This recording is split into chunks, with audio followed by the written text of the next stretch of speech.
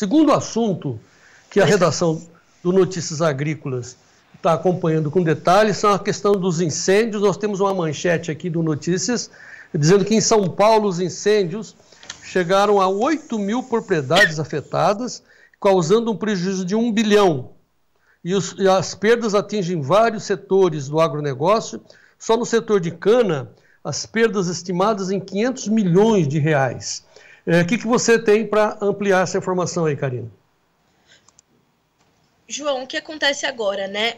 As instituições, em especial do setor sucroenergético, elas estão fazendo ainda uma avaliação das perdas, porque esse número ainda pode subir. Uma primeira estimativa mostrava 350 milhões, subiu para 500 milhões, subiu para 1 bilhão. Olhando só para o setor canavieiro, para o setor sucroenergético, estamos falando de 500 milhões de perda. No agronegócio paulista, 1 bilhão, mais de 8 mil. O primeiro número eram 5 mil. Rapidamente chegamos a esses 8 mil. Então, no estado de São Paulo, especificamente, nós temos um fundo que foi disponibilizado pela Secretaria de Agricultura do Estado, que é importante só que se diga, é uma secretaria muito ativa, né? O secretário é um conhecedor do setor, e enfim, ele trouxe assim, medidas que foram realmente bem recebidas pelo setor, tão logo os incêndios foram registrados, mas do mesmo modo em que as perdas ainda estão sendo mensuradas, esse fundo de recursos que foi disponibilizado pela Secretaria de Agricultura do Estado de São Paulo, na ordem de 110 milhões de reais, ele também ainda está sendo avaliado pelo setor para entender o quanto ele consegue ajudar, né, João, a reconstruir o agronegócio paulista depois dessa tragédia dos incêndios. Uma nova onda de calor chega ao Brasil, o senhor já deu essa informação ao longo do Tempo e Dinheiro dessa segunda-feira. Uma nova onda de calor chega ao Brasil, vai elevar as temperaturas em todo o país, em especial na região central. O centro-oeste, estados de Mato Grosso do Sul, deverão ter temperaturas acima de 40 graus. E durante o sábado, dia 31 de agosto, lavouras no noroeste do estado do Paraná foram também acometidas por novos incêndios, e o risco de que novas ocorrências sejam registradas ao longo das próximas horas também continua. Então, o que está acontecendo nesse completo inverso do que aconteceu no Rio Grande do Sul, ainda é uma preocupação muito grave.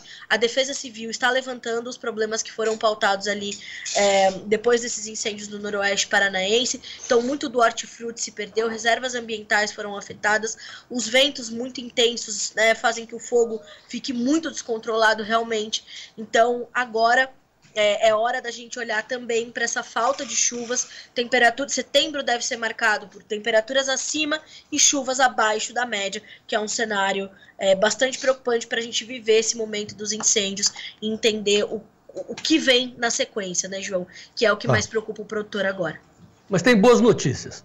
Sim. Tem duas boas notícias, né? A primeira é que as chuvas estão aí. Então, assim, nós temos que passar esses 15 dias, vai ser um pânico, vai ser um desespero, e cabe a nós, da imprensa especializada, porque nós entendemos, não insuflar a massa. Isso né? Sermos muito focados na informação, né? E sem exagerar. Essa é a primeira informação, a boa notícia. A segunda, que pelo menos pararam de falar que foi o PCC que botou fogo no planeta. Porra, não que eu queira defender o PCC, muito pelo contrário. Mas, cara, deu um vendaval aqui, eu filmei, mostrei aqui no programa, um vento de 75 km por hora que pegou, praticamente varreu São Paulo, Minas Gerais, Mato Grosso do Sul, né, e as fagulhas andam quilômetros e quilômetros.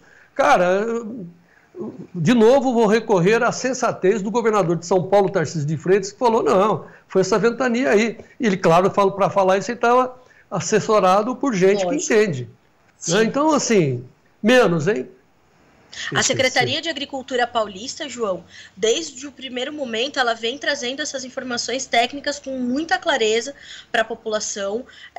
A Defesa Civil do Estado de São Paulo também, e o governador Tarcísio se posicionando muito rapidamente também.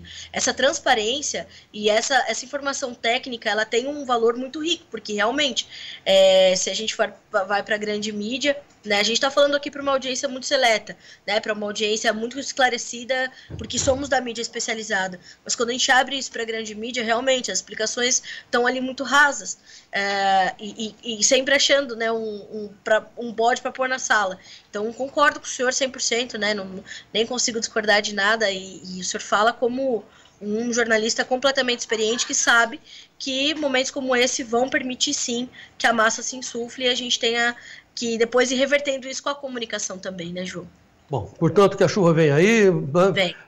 Hoje, segunda-feira, sem os mercados internacionais, os negócios perdem forças no Brasil, é manchete do Notícias Agrícolas, se tiver aí pode puxar. Mas eu queria comentar com você duas informações do CPEA sobre preços de soja e milho que estão sustentados no Brasil. Quais são as informações? Isso mesmo, João. O CPEA apontou para os preços da soja, essa sustentação para os preços da soja disponível, essa oferta um pouquinho mais enxuta que nós temos agora, né, no mercado brasileiro, porque temos exportado bastante, as nossas exportações têm desempenhado bem, batido recordes e, de fato, nós tivemos uma competitividade muito forte da nossa soja, o que mantém os nossos prêmios sustentados, com mais ainda o dólar, apesar de hoje estar caindo, a gente está falando de um dólar acima de 5,60, tivemos um tempo acima de 5,50, isso ajudando a manter as cotações. A retração vendedora também do produtor nesse momento da soja disponível, né, do que ele tem ainda de soja 23, 24 para comercializar, também é um ponto trazido ali pelo CPEA como um pilar de sustentação. Eu levei essa análise para o Eduardo Vanin, da Agriinvest Commodities, ele disse, Carla, pode até ser, mas mais do que isso, o tamanho da safra brasileira, que foi menor do que o inicialmente estimado, depois revisado mais de uma vez, é também um ponto crucial de suporte para as cotações agora. Então, para o mercado da soja, nós temos esse cenário. Quando nós olhamos para o milho, João, nós temos ali um a mais, que é o produtor, aí sim, nesse caso do milho, muito reticente, né? E as compradoras já dizendo que elas têm certa dificuldade em alcançar novas aquisições, em garantir novos lotes, porque realmente os produtores estão segurando um pouco mais. Então, apesar da conclusão da colheita da nossa segunda safra, que hoje já é a maior safra do Brasil, né? Nós estamos falando de um momento de suporte, porque nós temos menos liquidez no mercado, né? Os vendedores segurando um pouquinho e os compradores com dificuldade de acessar esses novos volumes. Então, isso vai trazendo esse certo suporte para os preços. Para arrematar, o que aponta também como sinal de alerta para o Eduardo Vanin, que o mercado global de soja vai acompanhar também agora, João, com o entendimento de que é uma safra cheia vinda dos Estados Unidos, uma nova safra começando no Brasil, o senhor falou, as chuvas estão aí, já a gente começa a plantar, e com perspectiva de uma boa oferta, o que o mercado está olhando agora é o ritmo da comercialização, principalmente da soja 24 e 25, no Brasil e nos Estados Unidos, e a competitividade dos dois países. Então, nós temos uma série de peças aí no tabuleiro, tem eleição nos Estados Unidos, tem a demanda chinesa, tem as margens das esmagadoras no Brasil e na China. Então, agora a gente está vendo, por exemplo, uma falta de óleo no Brasil, por uma falta de soja para esmagar no Mato Grosso, por exemplo, o que fez com que também os preços se mantivessem mais elevados. A gente olha para o Mato Grosso, quem vende em reais está vendendo melhor.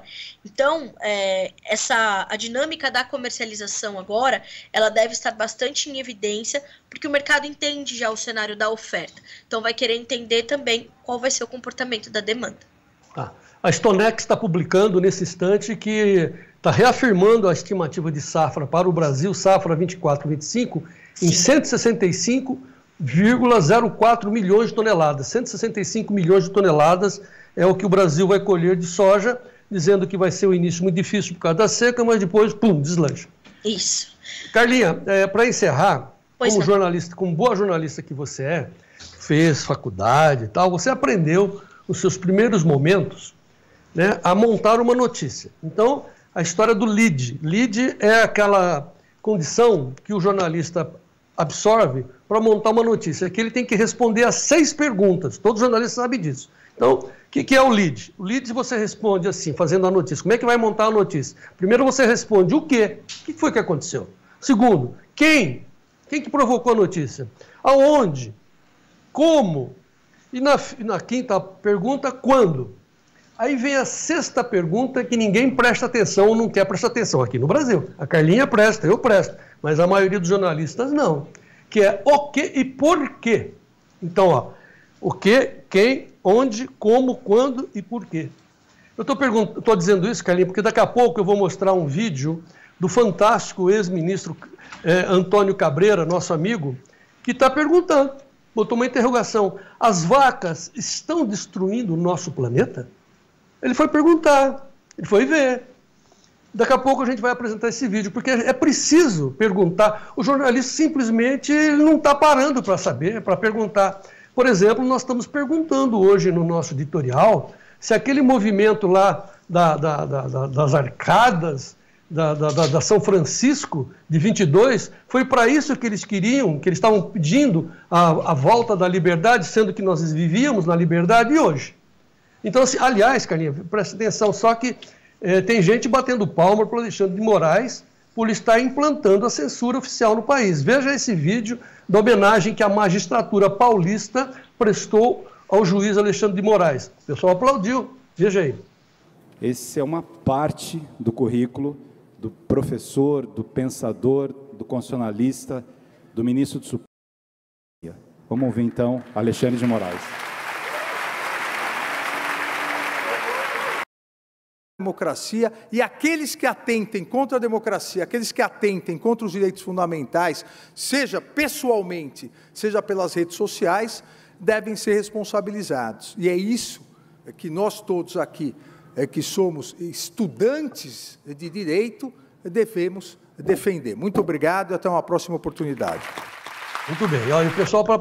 Cara, vamos discutir, não estamos discutindo o direito do juiz Alexandre de Moraes exigir que as empresas internacionais tenham representação aqui no Brasil. Isso não se discute, é óbvio. Agora, o que nós estamos discutindo é o juiz Alexandre de Moraes exigir que a Starlink, que a ex-Twitter, censure páginas que contestam as posições do ministro. Onde está a liberdade de expressão? Onde está o direito do contraditório? É isso que está sendo discutido, certo, Carlinhos? Certíssimo. Eu fui chamada para dar uma entrevista semana passada para falar sobre o papel do Notícias Agrícolas na comunicação do agronegócio brasileiro. Aí, a primeira pergunta: Carla, existe a imparcialidade foi jogada de lado? Eu digo, olha, amigos, a imparcialidade, ela nunca existiu. A partir do momento em que você escolhe aquelas palavras para fazer um título, para fazer uma matéria, ela não é mais uma imparcialidade. E eu pensava dessa forma toda a vida. Quando eu vim trabalhar no Notícias Agrícolas, talvez seja uma das primeiras coisas que o senhor me ensinou, né? E eu respondo a sexta pergunta também porque o senhor me ensinou. E aí a gente começa a olhar o outro lado da moeda e ninguém está perguntando por que o Alexandre de Moraes está fazendo isso e conectando coisas que não têm a ver. Mas nós estamos aqui querendo entender por que ele quer censurar o direito ao contraditório. Então, concordo 100% com o senhor. Acho que qual foi o papel da comunicação, né, o papel do Notícias Agrícolas na comunicação para o agronegócio? Foi fazer, inclusive, com que os produtores começassem a se perguntar por quê que eles estavam pagando aquele preço, por que eles poderiam pagar melhor, por que eles poderiam ganhar menos adiante se eles não prestassem atenção na comunicação de mercado. Então, acho que nós precisamos continuar muito atentos a esta sexta pergunta e continuar fazendo, João. Muito bem, continuar fazendo até que venha a resposta. Muito bem. Por quê? Porque não adianta a Miriam Leitão querer mudar de assunto. A gente não vai mudar de assunto. Não é? Não venham com narrativas. Por que está mandando censurar? Por que está censurando? Muito que bem. Carla Mendes, muito obrigado. Vamos em frente. Até a próxima. Até, João. Um abraço.